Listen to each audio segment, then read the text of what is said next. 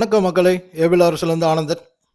Market இன்னைக்கு ரொம்ப அப்படியே அமைதியா ஒரு மாரி நியூட்ரலா முடிச்சிருக்காங்க. ஓப்பன்ல என்னமோ இறக்கமா இருந்தாலும், ஒரு மாதிரியான ஒரு நியூட்ரல்ல ஒரு அமைதியான ஒரு சூழல்ல மார்க்கெட் முடிஞ்சிருக்கு. இது ஒரு டேஞ்சரான அமைதியா தெரியுது. இது வந்து சும்மா எக்ஸ்பீரியன்ஸ்ல தான் சொல்றேன். ஆ என்ன காரணம்? அ வேர்ல்டோட இன்னைக்கு ஜியோ பாலிடிக்ஸ் வந்து ஒரு மாரி ரொம்ப சிக்கலா, ரொம்ப நெருக்கு வட்டத்தில இருக்கு. மார்க்கெட் அதத்தான் எதிர்பார்க்குதோ! அப்படின்றது தான். யாரையும் பேனிக் பண்றதுக்காக இத பேசல. நமக்கு மார்க்கெட்ட பாதிக்கக்கூடிய நியூஸ் என்னன்னு தெரியணும். அத மட்டும் அத அத இன்னைக்கு மெயினா பார்த்துருவோம். அப்புறம் டெக்னிக்கலாவும் கொஞ்சம் பேசிறலாம். உள்ள போலாம் மக்களே. என்னென்ன பிரச்சனைகள் இருக்கு? அதாவது நமக்கு இப்பொழுதைக்கு கண்ணு முன்னாடி தெரிஞ்சது என்னன்னா, அ ஹ இஸ்ரேல், ஹமாஸும், ம் ரஷ்யா, உக்ரைனும் தான் கண்ணு முன்னாடி தெரிஞ்சது. ஆனா, உள்ளுக்குள்ள ரொம்ப முக்கியமான ஒரு விஷயம் நடந்துட்டுருக்கு. ரொம்ப மெயினா இப்பொழுதைக்கு வெனிசுலா மேல வந்து அட்டாக் பண்றதுக்கு கிட்டத்தட்ட தயாராயிட்டாங்க. ட்ரம்ப கேட்டா இல்லைன்னு சொல்றாரு. இப்பொழுதைக்கு நாங்க அந்த மாதிரி நினைப்பு இல்லன்றாரு. ஆனா, எல்லாமே நெருக்கி சுத்தி வளைச்சுட்டாங்க. ஸோ, என்ன காரணால இது இது நம்ம கம்ப்ளீட்டா ஒரு நியூஸா மட்டும் தான் பார்க்க போறோம். யாரு மேலயும் எந்த சைடும் நியாயம், அநியாயம் பத்தியெல்லாம் பேச போறது இல்ல இப்போ. வெனிசுலா மேல வந்து இப்போ என்ன காரணத்துக்காக அட்டாக் பண்ண போறாங்கன்னா, அ அங்கருந்து எங்க நாட்டுக்குள்ள நெறைய ட்ரக்ஸ் வருது. அதனால நாங்க நிப்பாட்ட போறோம்ன்றாங்க.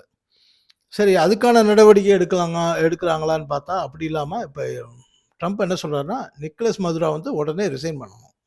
ரிசைன் பண்ணிட்டா நாங்க வந்து அட்டாக் பண்ண மாட்டோம் அப்படின்றாரு. நிக்கோலஸ் மதுரா என்ன சொல்றாரு, நீங்க வந்து ஆயிலுக்காக தான் எங்கள அடிக்க பார்க்குறீங்க. வேணுனா நான் ஒரு 50% ஆயில வந்து நான் உங்களுக்கு குடுக்குறேன் அப்படின்னு சொல்லி பார்த்துட்டாரு. ஆனாலும் இந்த பிரச்சனை அப்படியே போயிட்டுருக்கு. சரி.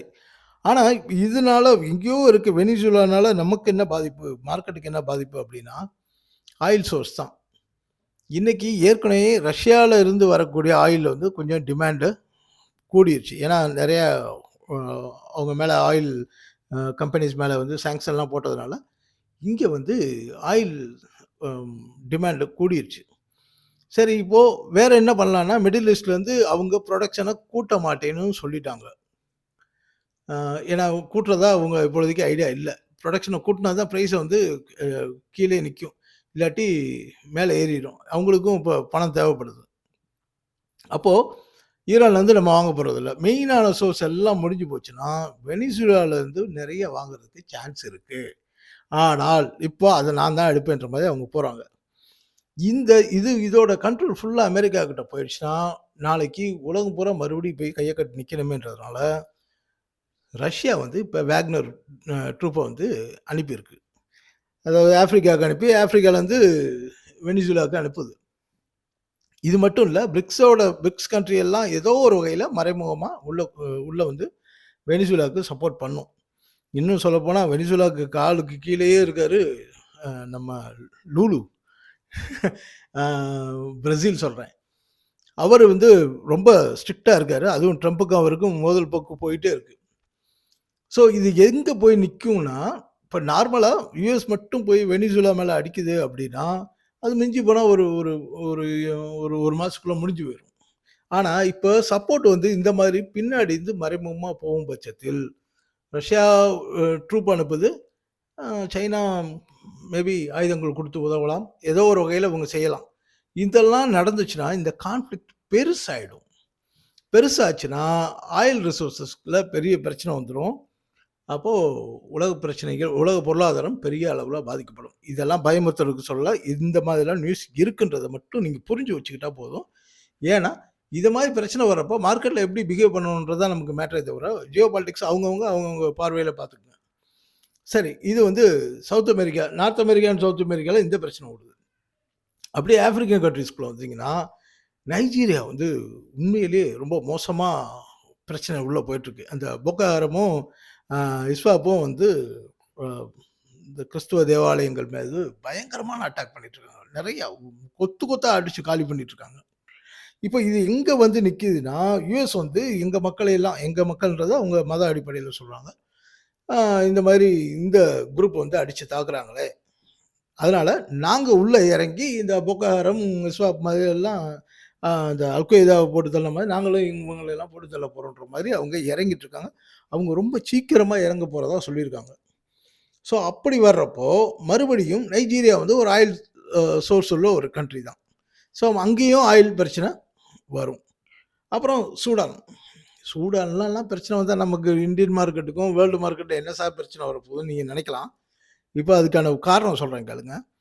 இந்த ஆர்எஸ்எஃப்ன்னு இருக்கு. ரேபிட் சப்போர்ட் ஃபோர்ஸ்ன்னு. அவங்க தான் இப்போ வந்து அ சூடான் ஃபோர்ஸ்க்கு அகைன்ஸ்டா வந்து பெருசா அடிச்சு கலவரம் பண்ணிட்டு இருக்காங்க. இதுவரைக்கும் 50,000 பேருக்கு மேல இறந்திருப்பாங்க அப்படின்னு எதிர்பார்க்குறாங்க. ஸோ நெறைய இந்த மாதிரியான விஷயங்கள் நடக்குது. அந்த ஆர்எஸ்எஃப்க்கு வந்து பெரிய அளவுல சப்போர்ட் பண்ணிட்டு இருக்குது யுஏஇ. நிஜமாவே இவங்கலாம் இதுக்குள்ள வருவாங்களான்னு எனக்கு தெரியல. அ நினைச்சு கூட பார்க்கல. யுஏஇ தான் இவங்களுக்கு நெறைய ஃபண்டிங்கும், அ வெப்பன்ஸும் குடுத்து சப்போர்ட் பண்ணிட்டு இருக்காங்க. இந்த பக்கம் சூடானுக்கு யாரு சப்போர்ட் பண்றாங்கன்னா, ஈஜிப்ட் அப்படின்னு வெளிய தெரியுது. ஆனா உள்ள ஆ நம்ம டர்க்கி சப்போர்ட் பண்ணுது. ஈவன் ரஷ்யா சப்போர்ட் பண்ணுது. ஈரான் சப்போர்ட் பண்ணுது. இங்க இந்த இடத்துல வந்து ஒரு அருமையான ஒரு அ இத பாருங்களேன். இத வந்து மறைமுகமா வந்து சூடான் வந்து சப்போர்ட் பண்ணுது. ஐ மீன் யுஎஸ்ஏ வந்து மறைமுகமா சூடான் ஆர்ம் ஃபோர்ஸ்க்கு வந்து சப்போர்ட் பண்ணுது. ஆனா அமெரிக்காவும், யுஏஇயும் கூட்டாளிகள். ஆனா இங்க அமெரிக்கா சப்போர்ட் பண்ணுது, ரஷ்யாவும் சப்போர்ட் பண்ணுது, ஈரானும் சப்போர்ட் பண்ணுது, டர்க்கியும் சப்போர்ட் பண்ணுது, ஈஜிப்டும் சப்போர்ட் பண்ணுது. பாருங்க 2 குரூப் எதிரெதிரான 2 குரூப் இங்க வந்து சப்போர்ட் பண்ணுது. அப்போ இவங்க வந்து நாளைக்கு ஏதாவது ஒரு கோவம் வந்துருச்சுன்னு வச்சுக்கங்களேன். ஏதாவது ஒரு ஏன்னா நம்ம ட்ரம்ப்ப பத்தி ஒண்ணும் சொல்றதுக்கு இல்ல. டக்குன்னு யுஏஇ மேல ஏதாவது ஒரு சாங்ஷன போட்டு விட்டார்ன்னா, மறுபடியும் ஆயில் தான் பிரச்சனை வருது.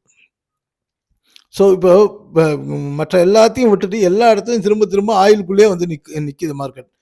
நீங்க க்ரூட் ஆயில் மேல ஏறுச்சு அப்படின்னா, உலகத்துல எல்லா வகையான ஃபினான்ஷியல் இன்ஸ்ட்ருமென்ட்டும் பாதிக்கப்படும்.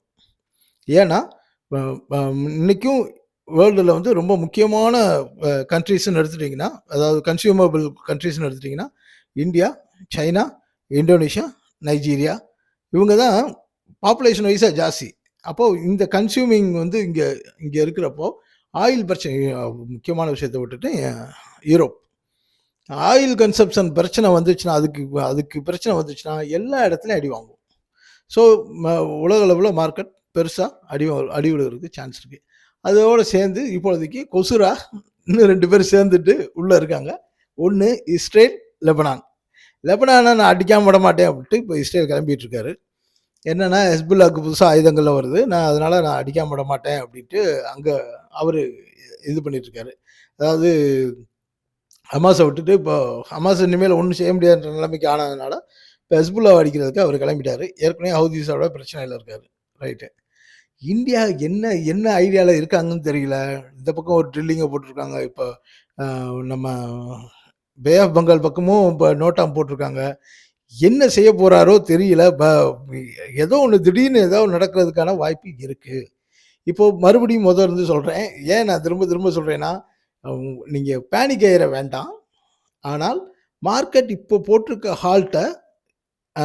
ஹால்ட்டுக்கு இது ஒரு முக்கியமான காரணமா இருக்கும்னு நினைக்கிறேன். ஏன்னா, வேற எந்த ஒரு காரணமும் முன்னாடி இல்ல. ஏதாவது ஒரு பெரிய ஃபினான்ஷியல் அ வ அ என்னது அறிவிப்பு வரப்போகுது அப்படின்ற மாதிரியும் காத்துட்ருக்குல. ஏதாவது ஒரு ட்ரேட் டீல் நடக்க போகுதுன்ற மாதிரியான ஒரு விஷயம் இல்ல. எல்லாமே குழப்பமா இருக்கக்கூடிய சூழல்ல, எல்லாம் நார்மலா இருக்கக்கூடிய சூழல்ல, அதாவது நியூஸ் அவுட் அந்த அந்த அர்த்தத்துல எடுத்துக்கங்க. நியூஸ் அவுட் ஆகியிருக்கிற நேரத்துல, இனிமேல் மார்க்கெட் அதுக்காக ரியாக்ட் பண்ணாது. அப்ப வேற ஏதோ வர்றதுக்காக மார்க்கெட் ரியாக்ட் பண்ணிட்டுருக்கு. இதான். ஸோ இத மைண்ட்ல வச்சுக்கங்க மக்களே. நான் திரும்பவும் சொல்றேன், இத பயமுறுத்துறதுக்காக நான் இதை சொல்லல. சரியா? இப்போ இன்னைக்கு டெக்னிக்கலா ரொம்ப கம்மி தான். ஏன்னா எல்லாமே நியூட்ரலா முடிஞ்சதுனால, நம்ம பெருசா இதில ஒண்ணும் பார்க்க போறதில்ல. ஆனாலும் முக்கியமான விஷயத்த இங்க சொல்ல விரும்புறேன். நேத்து நம்ம சொல்லியிருந்தோம். இது வந்து நேத்து போட்ட அந்த சார்ட்டு, இன்னைக்கு சார்ட் அப்டேட் பண்ணாமயே எடுத்துட்டு வந்து போட்டிருக்கேன். ஏன்னா, அப்பதான் நமக்கு உங்களுக்கு சொல்றதுக்கு ஈஸியா இருக்குமேன்னு. நேத்து நம்ம என்ன சொல்லியிருந்தோம்னா, 25,600 டார்கெட் இருக்குன்னு சொல்லியிருந்தோம். ஞாபகம் இருக்குங்களா? ஆனா, இன்னைக்கு 25,630 வரைக்கும் 30ஓ 40 வரைக்கும் வந்துட்டு மார்க்கெட் திரும்பிடுச்சு. ஸோ இன்னும் அந்த பெண்டிங் டார்கெட் இருக்கு. அப்ப என்ன அர்த்தம்? டெய்லியில தான் சொல்றேன் நானு. வீக்லி அப்புறமா பார்த்துக்கலாம். டெய்லியில இன்னும் கீழ டார்கெட் இருக்கு. அப்போ மார்க்கெட் இன்னும் கொஞ்சம் கீழ வரணும். அப்பன்னா மேல போகாதுன்னு அர்த்தம். ரைட்டா? அடுத்ததா முக்கியமான விஷயம் பேங்க் நிஃப்டி. இன்னைக்கு பேங்க் நிஃப்டி சூப்பரா மேல ஏறிருச்சு இல்லையா? நேத்து இந்த ஸ்டிக்க சொல்லி ஒரு விஷயம் சொன்னேன் ஞாபகம் இருக்கா? அதாவது இந்த இப்ப இதுலருந்து இதுவரைக்கும் போன ட்ரெண்ட இந்த ஸ்டிக் பிரேக் பண்ணிருச்சு அப்படின்னோம். ஆனா இன்னைக்கு நல்ல புல் ஆயிருக்கு இல்லையா? புல் ஆனா கரெக்ட்டா போயி இந்த ட்ரெண்டுக்கான ரெசிஸ்டன்ஸ்ல கரெக்ட்டா முட்டிட்டு இன்னைக்கு திரும்பியிருக்காரு. ஸோ அந்த அ அந்த அந்த ஹை இருக்குல்லையா 58,400 பக்கம் 300 பக்கம் ரைட் கரெக்ட் 58,300 அந்த இடத்துல வந்து அவரு ரெசிஸ்டன்ஸ் போட்டு திரும்பியிருக்காரு. ஸோ இன்னும் அப்பர் ட்ரெண்ட வந்து அவரு பிரேக் பண்ணல. ஸோ அங்க போய் முட்டிட்டு திரும்புனதுனால அவரும் மேல போறதுக்கான சிக்னல் கொடுக்கல. ஸோ முக்கியமான ஆளு இவரே அப்படி இருக்காரு. மற்ற எல்லாரும் எப்படி இருக்காங்க அப்படின்னு பார்த்தா, ஐடி, ஆட்டோ, மெட்டல், எஃப்எம்சிஜி எல்லாமே அப்படியே ஹால்ட் போட்டு நின்றுருக்காங்க. மேலே போனவர் கீழ வந்துட்டாரு, கீழ வந்தவர் மேலே போயிருக்காரு. எல்லாம் ஹால்ட்ல இருக்கு. இதுக்காக தான் நான் முதல்ல வந்து சொன்னேன், மார்க்கெட்டே ஹால்ட் தான். பேங்க் நிஃப்டின்ற ஒண்ணு மட்டும் தான் மார்க்கெட் இன்னைக்கு பாசிட்டிவா காமிச்சிருக்கு. பிளஸ் ஃபார்மா செக்டார் வந்து பாசிட்டிவா இன்னைக்கு இருக்கு. ஃபார்மா செக்டார் பாசிட்டிவ் அப்படின்றதே குளோபலி நெகட்டிவான விஷயம். ஃபார்மா எதுக்கு சார் யூஸ் ஆகும்? அப்போ மக்களுக்கு அதிகமா மருந்து தேவைப்படுதுனாலே நெகட்டிவான விஷயம் தான். ஸோ மார்க்கெட்ல கவனமா இருங்க. இதுதான் இன்னைக்கு வீடியோவோட ரொம்ப முக்கியமான விஷயம். மார்க்கெட்ல மிகவும் கவனமா இருங்க. என்ன நடந்தாலும் ஸ்டாப் லாஸோட வெயிட் பண்ணிட்டுருங்க. ஒண்ணும் பதட்டப்படாதீங்க. மார்க்கெட் அப்படியே கீழ வந்தாலும் சிக்னல் குடுக்காம மேல போகாது. அப்ப நாம எங்க ரிட்டர்ன் ஆகுதுன்றத நம்ம டிஸ்கஸ் பண்ணிக்கிறோம். இன்னைக்கு இவ்வளோதான் மக்களே. நன்றி, வணக்கம்.